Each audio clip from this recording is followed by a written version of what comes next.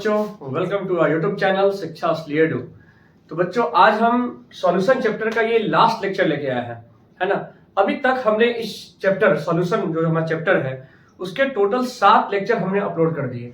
आप हमारा जाकर उस प्लेलिस्ट को देखिए, ठीक है। और आज इस चैप्टर का ये लास्ट लेक्चर होने वाला है, जो कि हम लोग पढ़ने वाले एक last topic van Hoff factor के बारे में, ठीक है।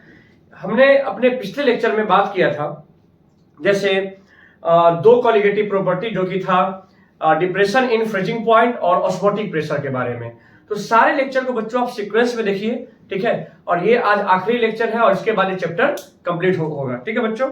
और इस लेक्चर में हर एक टॉपिक वाइज जो भी लेक्चर है, टॉपिक वाइज हमने डीपीपी हमारे टेलीग्राम के चैनल को, जो हमारे इसी लेक्चर के डिस्क्रिप्शन बॉक्स में आपको मिलेगा, उसको ज्वाइन करिए और जाके सारे टॉपिक्स वाइज आप जाके डीपीपी बनाइए, ठीक है बच्चों। चलिए स्टार्ट करते हैं। आज हम कॉलिगेटिव प्रॉपर्टी का एक टर्म आता है वैन होफ फैक्टर के बारे में।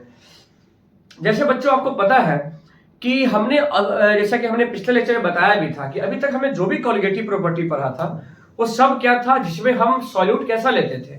सॉल्यूट हमारा था नॉन इलेक्ट्रोलाइट था, ठीक है बच्चों। और अगर सॉल्यूट इलेक्ट्रोलाइट होगा, ठीक है ना, तो हम क्या देखते हैं कि उसके कॉलिगेटिव प्रॉपर्टी में फिर चेंज आने लगता है।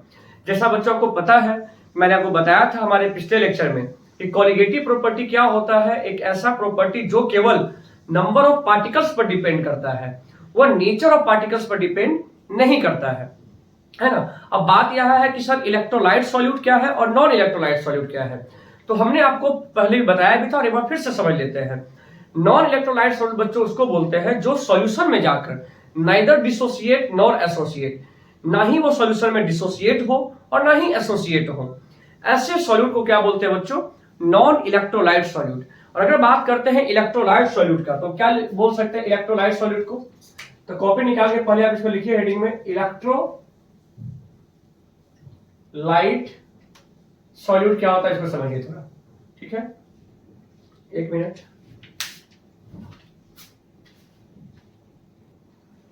देखिए तो क्या बोलेंगे इसका डेफिनेशन हम इलेक्ट्रोलाइट सॉल्यूट का। The solute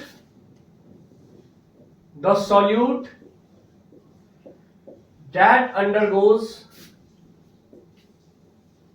undergoes association or dissociation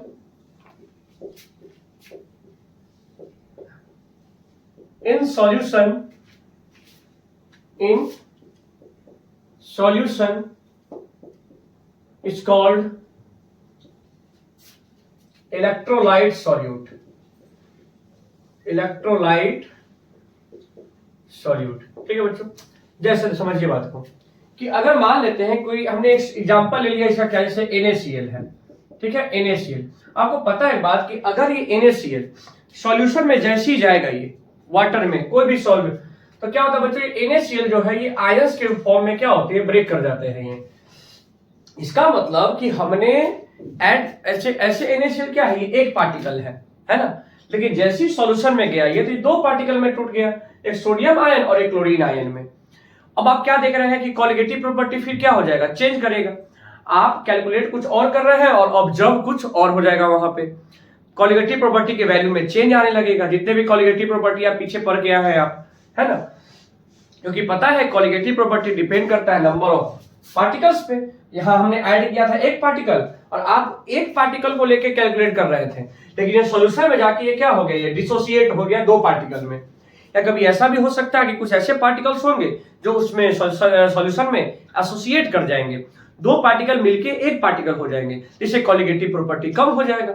आया समझ में ना। तो यही बात है, ऐसे इलेक्ट्रोलाइट को, ऐसे सॉल्यूट को हम क्या बोलते हैं बच्चों, इलेक्ट्रोलाइट सॉल्यूट बोलते हैं। और नॉन इलेक्ट्रोलाइट जैसे कि यूरिया हो गया, शुगर हो गया, है ना, ये सब क्या है, नॉन इलेक्ट्रोलाइट सॉल्यूट में आते थे, ठीक है बच्चों। यानी कि हम यहां से एक बात बोल सकते हैं कि अगर वो कोई पार्टिकल क्या हो गया, डिसोसिएट या एसोसिएट किया, इसी को बोलते हैं वैन होफ फैक्टर। क्या बोलते हैं इसको हम लोग, van Hoff factor. Van Hoff factor जिसको हम रिप्रेजेंट करते हैं किससे, हम लोग आई से। मतलब वैन होफ फैक्टर आई बताएगा कि कितना टाइम्स हमारा जो कॉलिगेटिव प्रॉपर्टी है वो चेंज कर जाएगा आफ्टर डिसोसिएशन और एसोसिएशन, वेंट ऑफ फैक्टर। मतलब आई कैसे निकालेंगे हम, तो आई होता है, आई का formula I is equal to number of particles after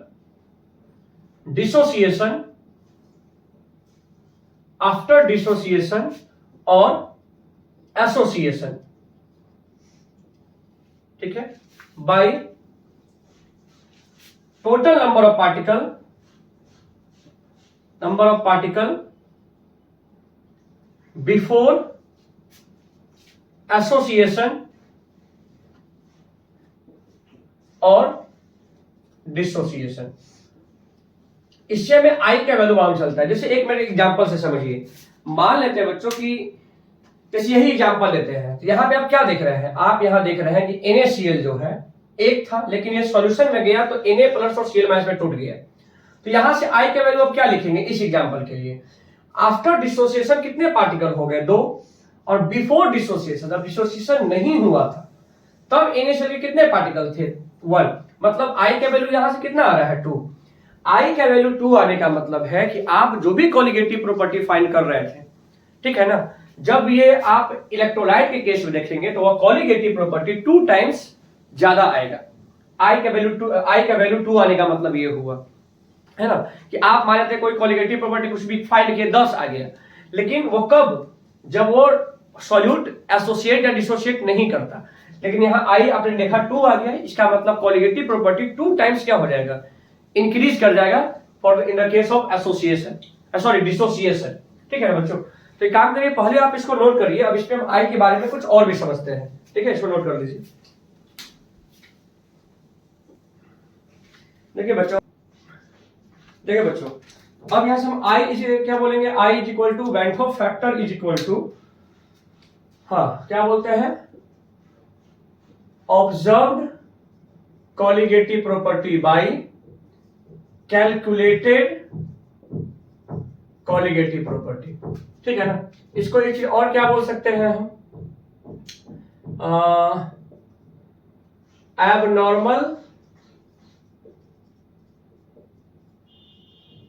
molecular mass या normal molecular mass by observed molecular मास। ठीक है, देखिए तो हमने यहां पर क्या बोला, I इज इक्वल टू क्या होगा, observed colligative property by calculated colligative property. क्या मतलब है इसका, जैसे आप क्या कर रहे हैं ना कि कॉलिगेटिव प्रॉपर्टी जो है, जैसे मैंने जस्ट बताया कि अगर I के वैल्यू कुछ 2 आया, I के वैल्यू 2 आने का मतलब क्या है कि कॉलिगेटिव प्रॉपर्टी जो है आपने जो भी कैलकुलेट किया था, ठीक है ना, I के वैल्यू 2 आने का मतलब कि अब नया कॉलिगेटिव प्रॉपर्टी यानी कि ऑब्जर्व्ड कॉलिगेटिव प्रॉपर्टी जो होगा वो कैलकुलेटेड का 2 टाइम्स हो जाएगा। मतलब इसको ऐसे नहीं बोल सकते हैं क्या कि ऑब्जर्व्ड कॉलिगेटिव प्रॉपर्टी जो होगा वो कैलकुलेटेड का कितना टाइम्स बोल रहे हैं यहाँ पे, 2 times of calculated colligative property, calculated colligative property. अब खुद बताइए कि यहाँ पर 2 क्या था, I का वैल्यू था ना, यानी इसको आप नीचे लाएंगे, तो इसका मतलब कभी भी अगर आपको ऑब्जर्व्ड कॉलिगेटिव प्रॉपर्टी निकालना है तो I को मल्टीप्लाई कर दीजिए किससे, कैलकुलेटेड कॉलिगेटिव प्रॉपर्टी से।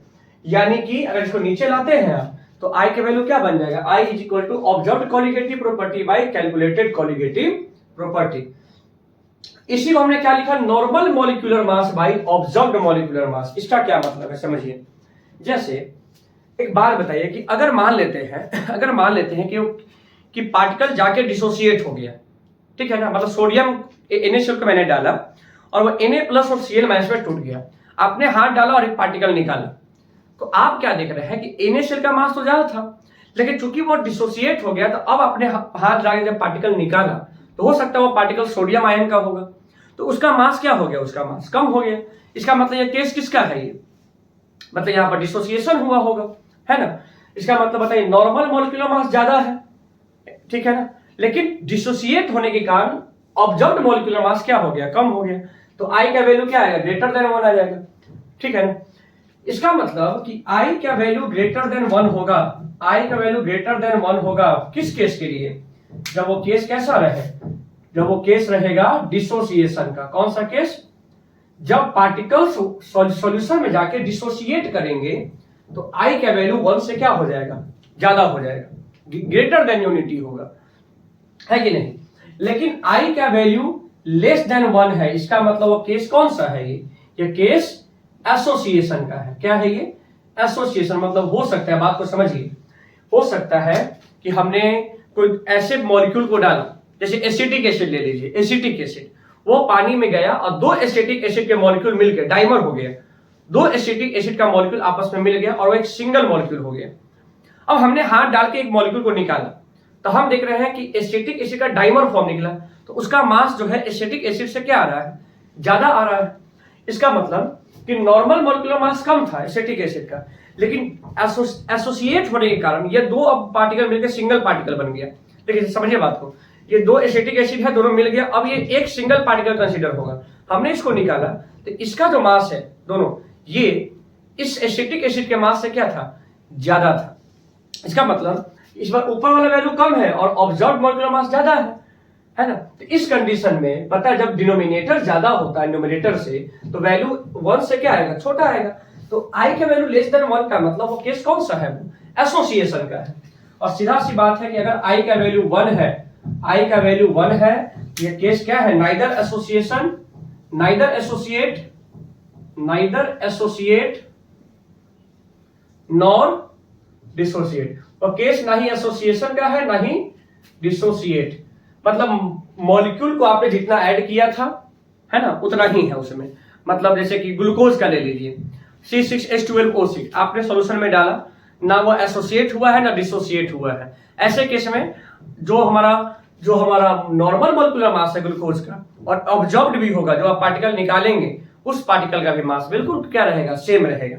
ऐसे कर जब दोनों वैल्यू सेम रहेगा तो आई का वैल्यू क्या हो जाएगा? 1 हो जाएगा, है ना? तो ये भी काफी इंपॉर्टेंट है, ये आप इस पर ध्यान में रखिएगा इसको। अब आपने यहां पर क्या देखा कि आई जो है बोला observed colligative property by calculated colligative property. ऐसा होने पर जितने भी हमने कॉलिगेटिव प्रॉपर्टी का फॉर्मूला पढ़ा है उस सब के फॉर्मूला में आई टाइम्स हमें इंक्रीज करना होगा। मतलब हमारा ऑब्जर्व्ड कॉलिगेटिव प्रॉपर्टी जो होगा वो आई टाइम्स होगा किसका? कैलकुलेटेड कॉलिगेटिव प्रॉपर्टी का।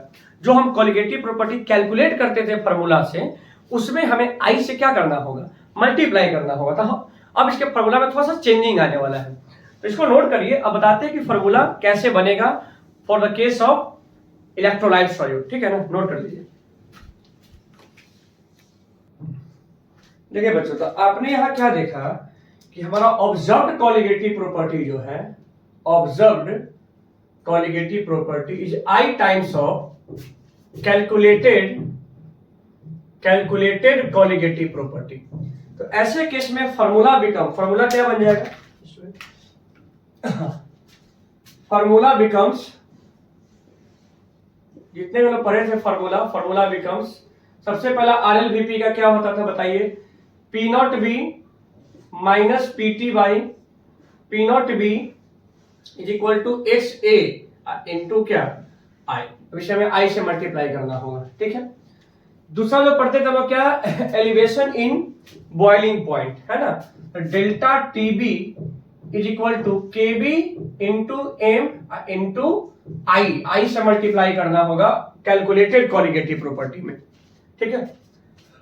थर्ड क्या था? Depression in freezing point, delta TF is equal to KF, K पता है ना, cryoscopic constant, into M into I, सब में I से मल्टीप्लाई कर दीजिए। चौथा क्या था हमारा कॉलिगेटिव प्रॉपर्टी? क्या? Osmotic pressure, pi is equal to MRT into क्या? I।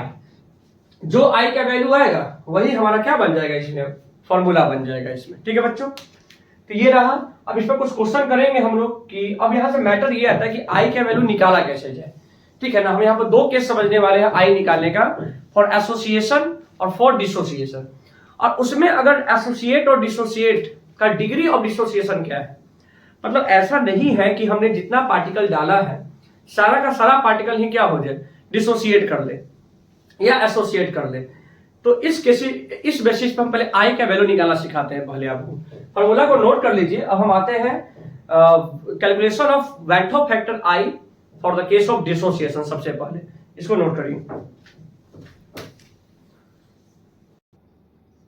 देखिए बच्चों, अब यहाँ हम क्या देखते हैं, कुछ अलग अलग इलेक्ट्रोलाइट का देखते हैं डिसोसिएशन कैसे होता है। जैसे मान लेते हैं कि NaCl है, ठीक है, और इसका डिसोसिएशन हम मान के चलते हैं 100% है। क्या मतलब है 100% डिसोसिएशन का? मतलब जितने पार्टिकल NaCl के थे सारे के सारे पार्टिकल 100% पार्टिकल जाके वाटर में यानी सॉल्यूशन में डिसोसिएट हो गया। तब बताइए NaCl जब होगा डिसोसिएट तो क्या बनेगा? ये Na+ और Cl-। ऐसे केस में I का वैल्यू कैसे निकलता है? Total number of particle after dissociation, 1 और 1 2 है, बाय बिफोर क्या है 1, मतलब इसका वैल्यू क्या आ गया 2। ऐसे लेते हैं हम क्या, Al2SO4 का होल थ्राइस, है ना, ये एक इलेक्ट्रोलाइट है, इसका भी मान के चलते हैं कि 100% डिसोसिएट हो गया है, ठीक है ना, 100%। तो क्या किसमें टूटेगा? ये Al3+ और पता ना SO4 के ऊपर 2- आता है। चार्ज बैलेंस करने के लिए हमने यहाँ 2 लगा दिया, यहाँ क्या लगा दिया 3 लगा दिया। तो अब बोलेंगे आई का वैल्यू बताइए क्या होगा। टोटल पार्टिकल कितने, यहाँ 2 और यहाँ 3, टोटल पार्टिकल आफ्टर डिसोसिएशन 5 हो गया, और बिफोर कितना था ये 1, मतलब ये एक पार्टिकल सॉल्यूशन में जाके 5 पार्टिकल में ब्रेक कर गया, है ना, यानी कि इसके आई का वैल्यू कितना आ गया, इसमें 5 आ गया। इसी बेसिस पर हम क्या बोलने वाले हैं, इसी बेसिस पर अगर एक बात समझिए, डिग्री ऑफ डिसोसिएशन क्या होता है? Degree of dissociation, degree of dissociation जिसको क्या बोलते हैं, क्या यहाँ अल्फा, अल्फा से रिप्रेजेंट करते हैं। मतलब डिग्री ऑफ डिसोसिएशन का मतलब बोल सकते हैं total fraction of molecules, total fraction of molecules get dissociate, मतलब जितना भी मॉलिक्यूल था उसका कितना, जैसे अगर हम बोलते हैं कि अल्फा 60% है, 60% का मतलब अगर 100% पार्टिकल है तो उसका 60% पार्टिकल ही डिसोसिएट हुआ और बाकी का 40% जो था वो डिसोसिएट नहीं हुआ, तो उसको बोलते हैं, इसका डिग्री ऑफ डिसोसिएशन कितना है, तो 40%, 0.4 बोल सकते हैं, है ना, डिग्री ऑफ। तो यहां से मान लेते हैं, ऐसा जरूरी तो नहीं है कि हमेशा कोई इलेक्ट्रोलाइट जो होगा वो 100% ही डिसोसिएट होगा। आप पढ़े होंगे स्ट्रॉन्ग इलेक्ट्रोलाइट और वीक इलेक्ट्रोलाइट के बारे में। स्ट्रॉन्ग इलेक्ट्रोलाइट क्या होता है, जो सॉल्यूशन में जाके 100% डिसोसिएट हो जाए, वो स्ट्रॉन्ग इलेक्ट्रोलाइट होता है ना। अब वही वीक इलेक्ट्रोलाइट क्या होता है, जो पार्शियली डिसोसिएट हो, है ना, जिसका डिग्री ऑफ डिसोसिएशन 100% नहीं हो, बहुत कम हो, क्या बोलेंगे उसको, वीक इलेक्ट्रोलाइट बोलते हैं। है दोनों ही इलेक्ट्रोलाइट, लेकिन स्ट्रॉन्ग कौन होगा, जिसका डिग्री ऑफ डिसोसिएशन जितना हाई होगा, जितना ज्यादा लेवल पे वो सॉल्यूशन में ब्रेक करेगा, वो उसका वो उतना ही स्ट्रॉन्ग इलेक्ट्रोलाइट बनेगा। जिसका डिग्री ऑफ डिसोसिएशन कम होगा वो एक वीक इलेक्ट्रोलाइट बनेगा। ठीक है बच्चों, तो मान लेते देखिए यहाँ पे केस समझिए कि अगर एग्जांपल्स लेते हैं, यहाँ पे हम फिर से ले लिया हम NaCl और हमने बोला कि इसका डिग्री ऑफ डिसोसिएशन इस बार अल्फा है, अल्फा डिसोसिएट हुआ है। अल्फा में भी वही तो 100%, 20% कुछ भी हो सकता है ना। तो ये बात पता है कि ये किसमें टूटता है, ये Na+ और Cl- में। तो हम क्या करते हैं, इनिशियली लेते हैं। इनिशियली क्या देखने को मिला हमें, इनिशियली कि यह 1 था और ये 0 था और 0 था, मतलब जैसे हमने NaCl डाला तो स्टार्टिंग में NaCl डिसोसिएट नहीं किया, ये 1 था 0 0 एट इक्विलिब्रियम। अब पता है जैसे सॉल्यूशन में जाएगा तो प्रोसेस होगा और एक इक्विलिब्रियम सेटअप हो जाएगा। ऐसे केस में मान लेते हैं अल्फा डिसोसिएट कर गया, इसका डिग्री ऑफ डिसोसिएशन कितना है, इसका अल्फा है। तो अगर अल्फा डिसोसिएट कर गया तो ये कितना बच गया, 1 - अल्फा। नहीं समझ में आया, कहने का मतलब ये हुआ कि मान लेते 10 पार्टिकल था, 10 पार्टिकल, तो इनिशियली ये 10 था लेकिन 4 पार्टिकल डिसोसिएट कर गया, है ना। तो 4 पार्टिकल डिसोसिएट कर गया तो ये कितना बच गया, NaCl के फॉर्म में कितना बच गया, तो 10 - 4 यानी कि 6 पार्टिकल बच गया। इसका मतलब कि अगर अल्फा डिसोसिएट किया तो ये 1 - अल्फा बच गया, है ना। अब एक बात इसको ध्यान से समझिए कि जब ये एक पार्टिकल 100% डिसोसिएट करता तो इससे 1 सोडियम आयन और 1 क्लोरीन आयन बनता। अगर ये 2 पार्टिकल होता तो इससे 2 सोडियम आयन और 2 क्लोरीन आयन बनता। मतलब जितना डिसोसिएट कर रहा है उतना ही Na+ और उतना ही Cl- बन रहा है। इसका मतलब कि अगर NaCl अल्फा डिसोसिएट करेगा तो Na भी क्या बनेगा, अल्फा, और Cl- भी क्या बनेगा, अल्फा। ऐसे केस में अगर आप I निकाले जाएंगे, I, तो I का हमने फॉर्मूला क्या बताया है, total number of particle after dissociation. यहाँ चूंकि केस डिसोसिएशन का है तो वही लेते हैं। तो टोटल नंबर पार्टिकल क्या है? अच्छा, NaCl भी तो पार्टिकल के फॉर्म में है। अरे 10 पार्टिकल था, 1 मिनट के लिए मान लेते हैं NaCl का, अगर वो 4 पार्टिकल डिसोसिएट कर गया तो 6 पार्टिकल अभी भी तो है उसमें NaCl के फॉर्म में, है कि नहीं? इसका मतलब कि टोटल I क्या होगा? ये 1 माइनस अल्फा जो NaCl है, और ये Na प्लस कितना है? अल्फा, और Cl माइनस कितना है? अल्फा। ये टोटल पार्टिकल हो गया आफ्टर डिसोसिएशन, है ना? और इनिशियली कितना था? ये 1 था। इसका मतलब हम यहाँ से I का वैल्यू क्या बोल सकते हैं? I इज इक्वल टू, ये अल्फा से ये अल्फा कट गया, मतलब 1 प्लस अल्फा आगे किसके लिए आया? ये आया NaCl के केस के लिए। ऐसा ही अगर आप यहाँ देखिए, मान लेते हैं कि इस बार Al2SO4 का होल थ्राइस हमने ले लिया, है ना, और इसका भी बोल दिया कि डिग्री ऑफ डिसोसिएशन अल्फा है, तो पहले टूटेगा किसमें? ये Al3 प्लस और SO4 2 माइनस। चार्ज को बैलेंस करने के लिए हमने यहाँ 2 लगा दिया और यहाँ क्या लगा दिया? 3 लगा दिया। ठीक है बच्चों, अब समझिए ध्यान से। मान लेते हैं ये इनिशियली कितना था? ये इनिशियली, ठीक है ना, ये 1 था, और ये क्या था? 0 और ये 0। अब एट इक्विलिब्रियम जब प्रोसेस हुआ, हमने डाला तो डिसोसिएशन का केस हुआ, और इक्विलिब्रियम सेट होने के बाद मान लेते हैं अल्फा डिसोसिएट कर गया, तो एल्युमिनियम सल्फेट सॉल्यूशन में कितना बच गया? तो 1 माइनस अल्फा बच गया। टोटल 1 था, अल्फा डिसोसिएट कर गया तो 1 माइनस अल्फा बचा। मान लो टोटल 100 था, 50 डिसोसिएट कर गया तो 50 बचेगा, ये है कि नहीं? अच्छा, एक बात और आप क्या देख रहे हैं कि अगर ये 1 पार्टिकल था, अगर ये 1 पूरा डिसोसिएट करता तो इससे 2 बनता, ये 3 बनता, है ना? यहाँ 2 और यहाँ 3 लिखा हुआ। अगर एल्युमिनियम सल्फेट 2 होता और 100% डिसोसिएट होता तो इससे ये 4 बनता और ये 6 बनता, क्योंकि देखो 1 से 2 और ये 3, तो 2 से 4 और ये 6, 3 से ये 6 और ये 9। इसका मतलब जितना डिसोसिएट हो रहा है, अगर अल्फा डिसोसिएट होगा तो ये 2 अल्फा बनेगा और ये 3 अल्फा बनेगा। ऐसे केस में I निकालने जब जाएंगे इसका हम, तो I is equal to total number of particle after dissociation, मतलब ये तीनों को ऐड करेंगे हम, ठीक है ना?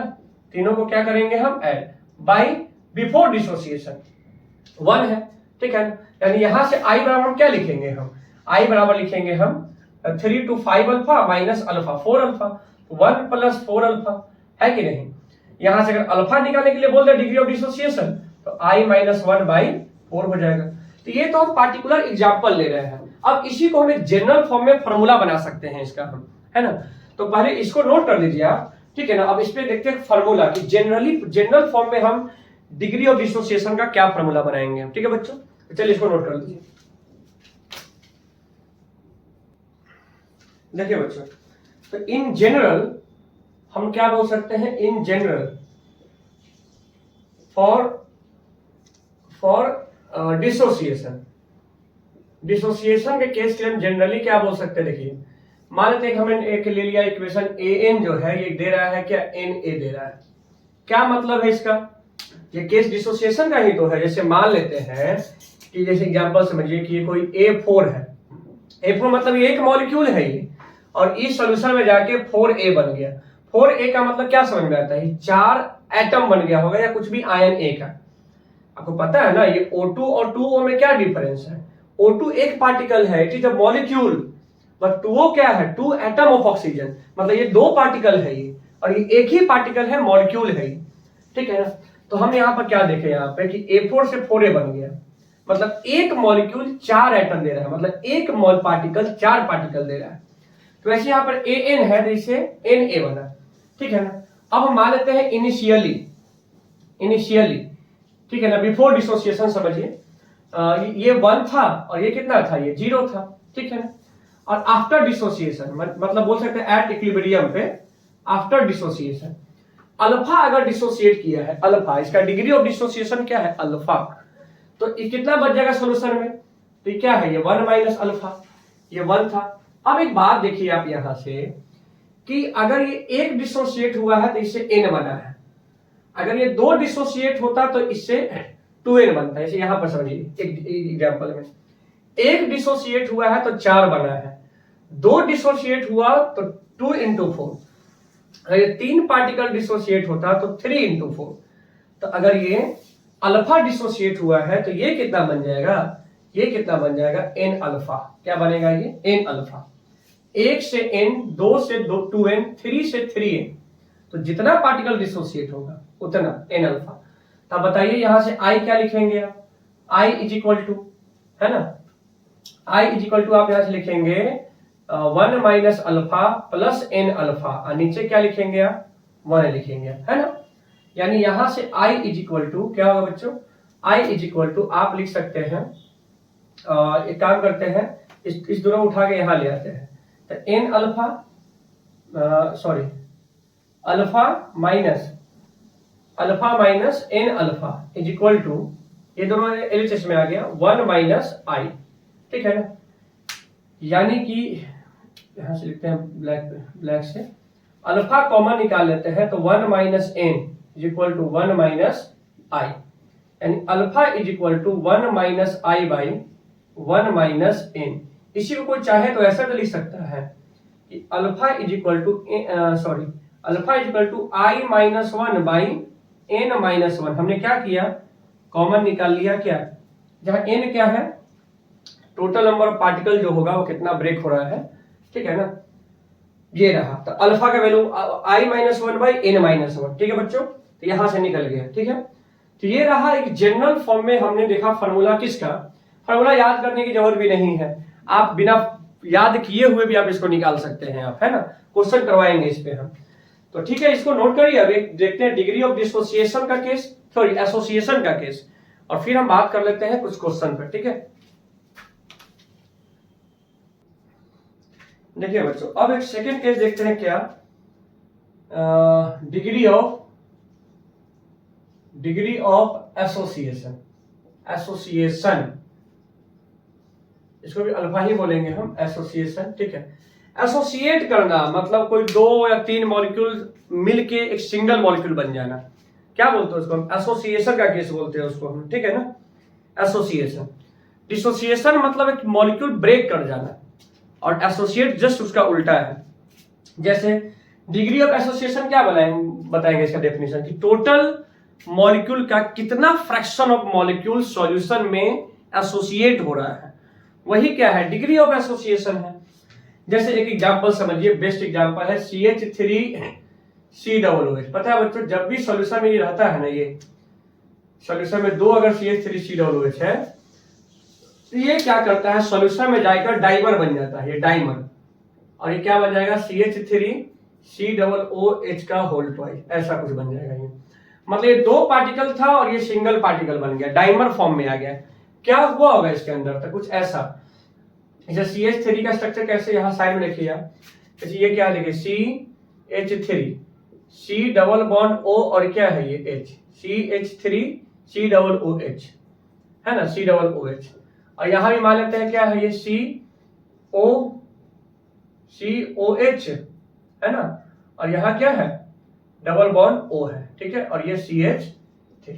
होता क्या बच्चों, इसके बीच 2 एसिटिक जो हम देख रहे हैं, एसिटिक एसिड, इसके बीच में यहाँ बनता है H बॉन्डिंग, क्या बनता है इसके बीच में, H बॉन्डिंग बनता है, हाइड्रोजन बॉन्ड बनता है। तो यह अब एक एसोसिएट होकर एक सिंगल पार्टिकल कंसीडर होगा ये। तो एक बात बताइए कि एसोसिएशन के केस में कॉलिगेटिव प्रॉपर्टी इंक्रीज होगा कि डिक्रीज होगा कैलकुलेटेड से, तो सिंपल सी बात है कि एसोसिएशन के केस में बच्चों, एसोसिएशन के केस में कॉलिगेटिव प्रॉपर्टी मतलब ऑब्जर्व्ड कॉलिगेटिव प्रॉपर्टी कैलकुलेटेड से कम आने वाला है। लेकिन अगर केस डिसोसिएशन का है तो observed colligative property calculated colligative property से ज्यादा आने वाला है, ठीक है ना। क्योंकि आपको पता है ये 2 पार्टिकल था, ये 1 पार्टिकल बन गया, डाइमर बना, ट्राइमर बना, इससे कोई मतलब नहीं है। Colligative property only depend on the number of particles, not nature की डाइमर था, इतना बड़ा मॉलिक्यूल है, छोटा मॉलिक्यूल, इससे कोई बहस नहीं है उसको, ठीक है ना।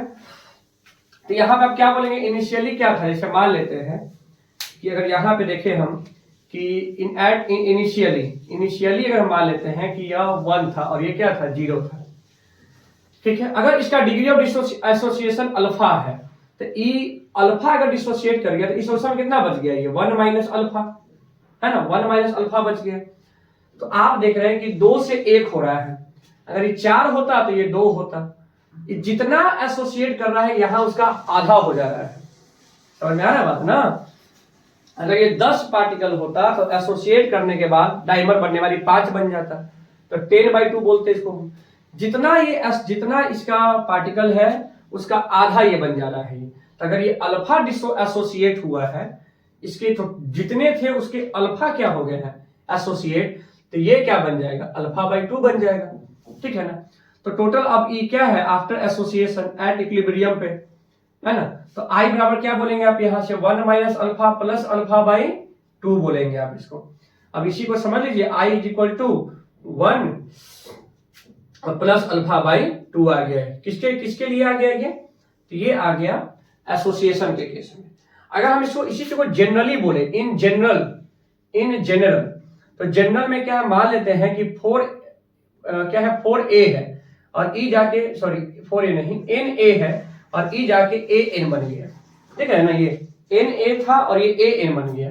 तो एट इनिशियली क्या था, ये इनिशियली ये 1 था और ये क्या था 0 था, लेकिन इक्विलिब्रियम पे क्या हो गया, ये 1 माइनस अल्फा ये डिसोसिएट कर गया, तो ये कितना बन गया, ये अल्फा बाई n हो गया।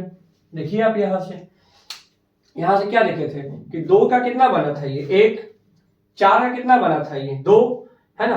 तो जितना ये हो रहा है डिसोसिएट, ठीक है, तो उसको हमने क्या कर दिया यहाँ पे हाफ कर दिया जितना होगा ये। मतलब मानते हैं 4a से अगर a4 बनेगा, एक बात को ध्यान से समझिए, मान लो ये 4a है, 4a मिलके ये a4 बन रहा है, 4 पार्टिकल से एक पार्टिकल बन गया ये, है ना।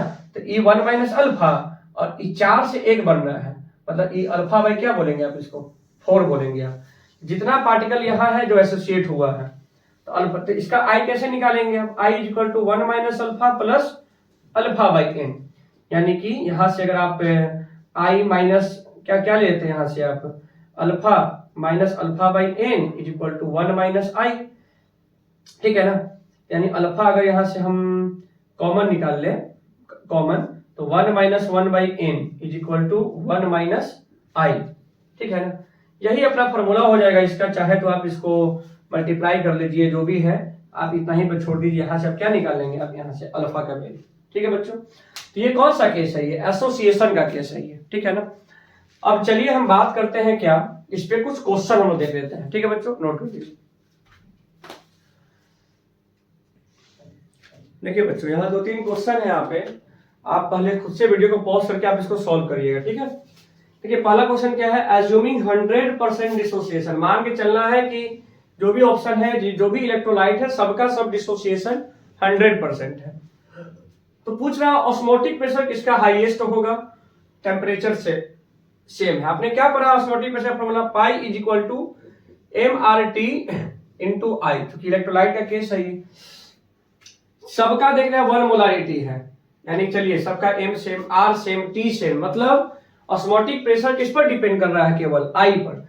जिसका I सबसे ज्यादा होगा उसका ऑस्मोटिक प्रेशर सबसे ज्यादा होगा। तो आपको समझ में आ रहा होगा ना कि देखिए NaCl का I का वैल्यू कितना होगा 2 होगा, क्योंकि NaCl जब डिसोसिएट करता है तो 2 पार्टिकल Na प्लस और Cl माइनस में, इसका I का वैल्यू क्या हो जाएगा, इसका I का वैल्यू 2।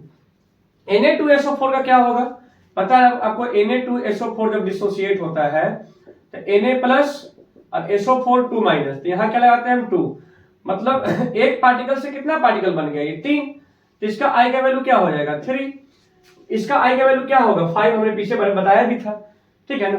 मतलब आपने क्या देखा, सबसे ज्यादा वाइट ऑफ फैक्टर I का वैल्यू किसका है, ये, तो ये ऑप्शन क्या हो जाएगा, करेक्ट हो जाएगा। आइए ये क्वेश्चन को देखते हैं। A solution containing 0.5 gram of KCl है 0.5 ग्राम, एक पता है कि यह एक इलेक्ट्रोलाइट है, 100 ग्राम वाटर है, कितना टेम्परेचर पर फ्रीज हो रहा है ये, -0.24 डिग्री सेल्सियस। कैलकुलेट करना है परसेंटेज ऑफ आयोनाइजेशन, ठीक है ना।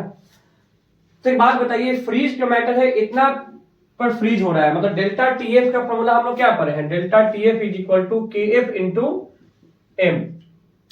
तो डेल्टा TF कितना है अगर पता है आपको, इतना पर फ्रीज हो रहा है, ऐसे वाटर का फ्रीजिंग पॉइंट होता कितना है 0, तो ये इसका डेल्टा TF कितना चेंज आ गया इसमें, तो 0.25 का, और KF का वैल्यू क्या दे रखा है, अच्छा इसमें I भी तो लगाना पड़ेगा ना जो कि इलेक्ट्रोलाइट का केस है ये, तो KF का वैल्यू क्या लिखेंगे 1.86।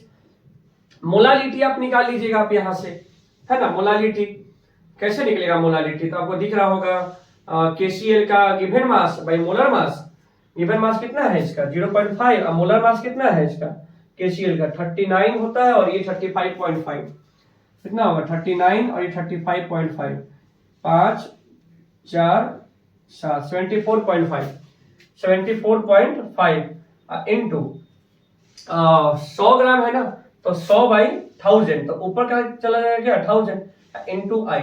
मतलब आप यहां से आई निकाल लेंगे सबसे पहले, आई मतलब वेंट ऑफ फैक्टर। अब आपसे पूछ रहा है अल्फा, है ना, डिग्री ऑफ आयोनाइजेशन। तो एक बात पता है आपको कि KCl किसमें टूटता है, K प्लस और Cl माइनस में।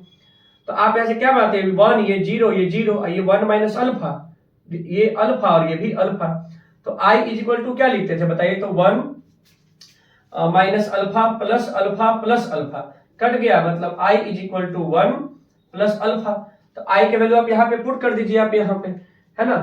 तो I के वैल्यू आई थिंक यहाँ पे जब सॉल्व करेंगे ना, तो I के वैल्यू 1.92 आएगा कुछ, ठीक है ना, I का वैल्यू। तो यहाँ 1.92 minus 1 is equal to alpha, यानी अल्फा का वैल्यू क्या आएगा 0.92।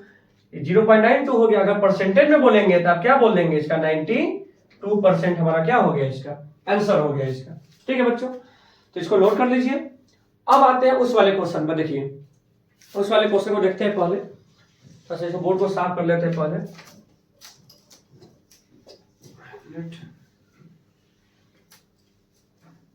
आइए देखिए, तो क्या है, तो value of observed and calculated molecular mass of silver nitrate इतना एंड 170। क्या बोला है, आपको पता है कि इस बार मॉलिक्यूलर मास दिया हुआ था, हमने आई का फॉर्मूला क्या पढ़ा था, आई इज इक्वल टू, यहां पर क्या है, ये नॉर्मल मॉलिक्यूलर मास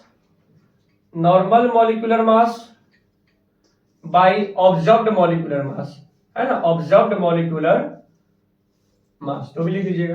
कितना है ये 170 और ये कितना है 92.6, डिवाइड लगाएंगे तो 1.835 आ जाएगा, ये है ना 1.835।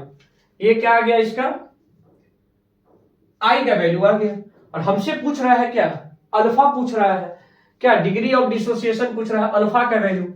तो बताइए कि AgNO3, फॉर्मूला नहीं याद है कोई दिक्कत नहीं है, सीधा लिखिए आप Ag प्लस और NO3 माइनस में टूटता है ये। इनिशियली ये 1 है, ये 0 है, ये 0 है, ये अल्फा डिसोसिएट किया है तो 1 माइनस अल्फा, अल्फा 1 से 1 बनना है तो अल्फा से अल्फा, ये भी अल्फा बनेगा।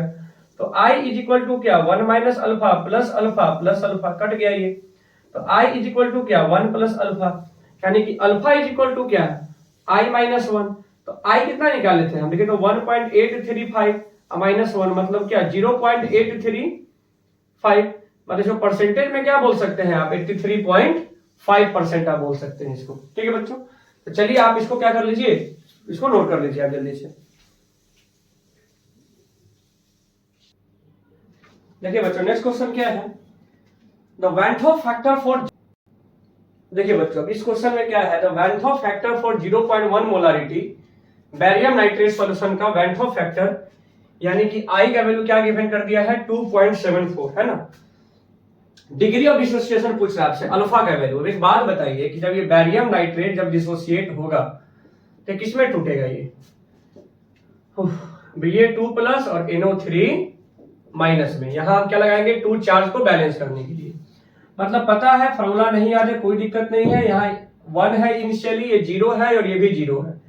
अगर ये अल्फा डिसोसिएट हुआ है तो 1 माइनस अल्फा, ये अल्फा और ये 2 अल्फा बनता है। तो I इज इक्वल टू क्या 1 minus alpha plus 2 alpha by 1, यानी यहां से I इज इक्वल टू क्या आएगा 1 प्लस 2 अल्फा, यानी हम यहां से 2 अल्फा इज इक्वल टू क्या बोलेंगे हम I माइनस 1। तो 2 अल्फा इज इक्वल क्या I माइनस 1 बाई 2, I कितना है 2.74 माइनस 1 बाई 2, यानी कि 1.74 बाई 2 कितना आ रहा है ये 0.87। अब परसेंटेज में बोलना चाहे बच्चों तो क्या होगा ये 87% होगा। ठीक है बच्चों, तो ऑप्शन बी इसका क्या हो गया, इसका करेक्ट हो गया। चलिए तो बस इस लेक्चर में अब इतना ही रहेगा। हमारा ये चैप्टर यहाँ पर बिल्कुल कंप्लीट होता है। आप जाके सॉल्यूशन चैप्टर का पूरा एनसीईआरटी पहले सॉल्यूशन करिए आप, ठीक है ना। उसके बाद आप क्या करिए कि जितने भी हमने आपको डीपीपी जो हमने प्रोवाइड किया है उस सारे डीपीपी को आप बनाइए, ठीक है ना। हर एक डीपीपी में लगभग 20-25 क्वेश्चन है टॉपिक वाइज, ठीक है, हर एक डीबीबी के ऊपर टॉपिक लिखा हुआ है और टॉपिक वाइज क्वेश्चन बनाइए, और उसके बाद जब आपसे सारे क्वेश्चंस बनते हैं तो आपका ये कंसेप्ट बिल्कुल क्लियर होता है। ठीक है बच्चों, अब हम अपने एक नए चैप्टर में मिलेंगे। हमारा जो अगला चैप्टर जो आएगा वो इलेक्ट्रोकेमिस्ट्री, जिसको हम स्टार्ट करेंगे हम उसको बहुत जल्द। और बच्चों, और आपने जो हमारा, तो इस चैनल पर अच्छे से बने रहे। हम सारे टॉपिक्स, पूरे चैप्टर को हम लगभग आने वाले कुछ महीनों में पूरे फिजिकल और ऑर्गेनिक सारे चैप्टर को हम पूरी तरीके से कंप्लीट करने वाले हैं। ठीक है बच्चों, तो चलिए, थैंक यू सो मच। और एक बात और कि आपने जो हमारा इस चैनल पर जो हमें सपोर्ट किया है और आपने जो इस चैनल के लिए इतना जो प्यार दिखाया है, इसके लिए हम सारे पेरेंट्स और सारे बच्चों को बहुत बहुत थैंक यू बोलना चाहते हैं। ठीक है बच्चों, तो जैसे आपको बता दें कि हमारे इस चैनल पर बहुत जल्दी 2000 सब्सक्राइबर भी कंप्लीट होने वाले हैं। ठीक है, आपका ये सपोर्ट मेरे लिए मुझे और मोटिवेट किया है कि मैं आपके लिए और अच्छा कंटेंट लाऊं। और कभी मैं गलती से डिमोटिवेट हूं भी, तो अगर होते भी हैं तो हम फिर आपके इस सपोर्ट से मुझे और मोटिवेशन मिलता है। और इसी बात में मुझे वो पंक्ति याद आती है कि तू रख हौसला, वो मंजर भी आएगा, प्यासे के पास चल के समंदर भी आएगा, थक कर ना बैठ ए मंजिल के मुसाफिर, मंजिल भी मिलेगी और मिलने का मजा भी आएगा। ठीक है बच्चों, थैंक यू सो मच। अब मिलते हैं अपने हम नए चैप्टर, जो हमारा नेक्स्ट चैप्टर जो आएगा, नए चैप्टर में एक नए लेक्चर के साथ। Thank you so much.